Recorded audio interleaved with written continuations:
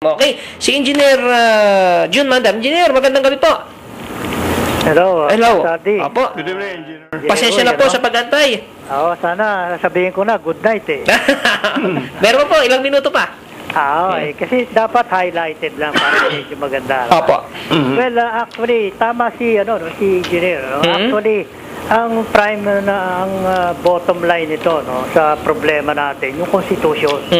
Yan ang number one dyan. Unang-una, yung election natin. No? Kasi puro hatred eh. Tama. Kamukha yung presidente, walang re-election, di ba? Ginawa niya 6 years. Then yung economic provision, not only yung yung sa mga foreign property, ownership po. Talagang saka isa pa itong pinaka-importante kaya tayo nagkakagulo sa sa Mindanao Kasi may naumit do sa kokopyahin na nga lang kasi. May naumit doon Ano 'yon? Ito basahin ko in all territories, sa national territory to in all territories belonging to the Philippines by historic or legal title. Napaka-importante nun. Kasi unang-una, wala na tayong na maklaim pa yung Sabah. Actually, itong pwede nilang sakupin yung Spratly, di ba? Tama. Ang nito, Kasaldi, ang most important dito, siguro, ang number one contributory factor dito kung bakit tayo yung mga oligarch na yan That's number one Kasi kung tutusin, hindi na kailangan yung project na yan Kung ma-distribute lang itong mga pag-aari nitong oligarchy na ito Sino ba yan? Mga Yulo, Wangko, diba? Mga Araneta, Madrigal, and so on and so forth. Pagka yan na-distribute nila yan, hindi naman yung pamimigay lahat, ma-distribute lang. Kahit na konti, kamukha nga niya, nakatiwangwang yung lupa, hindi matamnan. Kahit na lang yun.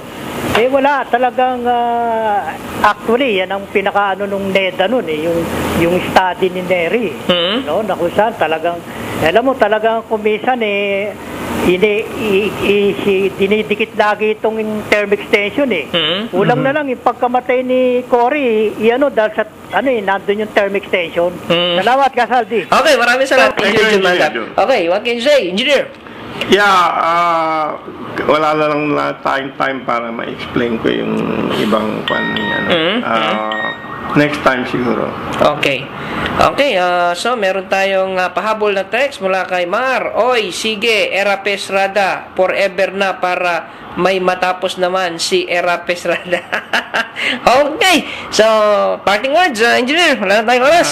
Thank you, Saldi, for having me. Thank you, Chris. And of course, thank you, everybody. Hope to see you next Wednesday. Okay, at syempre, sa lahat po ng patuloy na sumusuporta sa ating programa, maraming salamat po sa inyong patuloy na pagsuporta.